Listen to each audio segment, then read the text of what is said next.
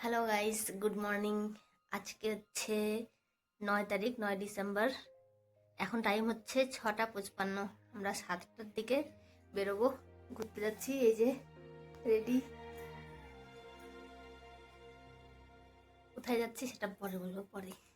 আজকে এখন না। Tata, ready.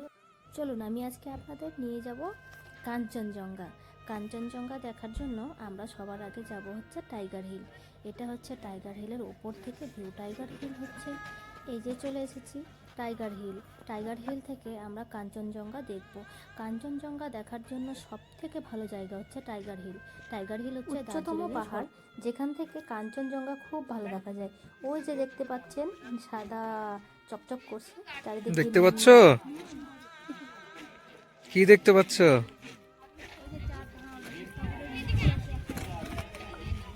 ভোলেনাথের মূর্তি না? ভালো।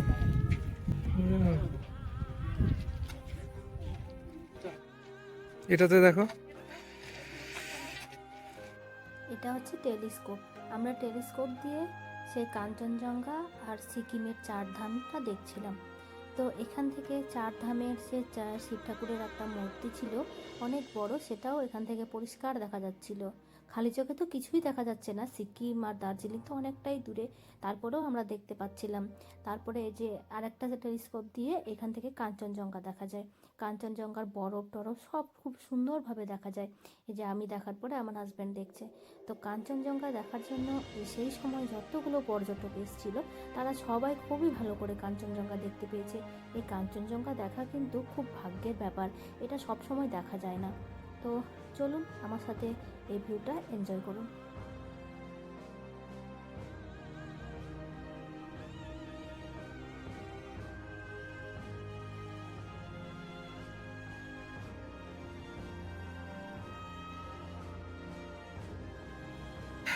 হাই, আমরা কোথায় আছি?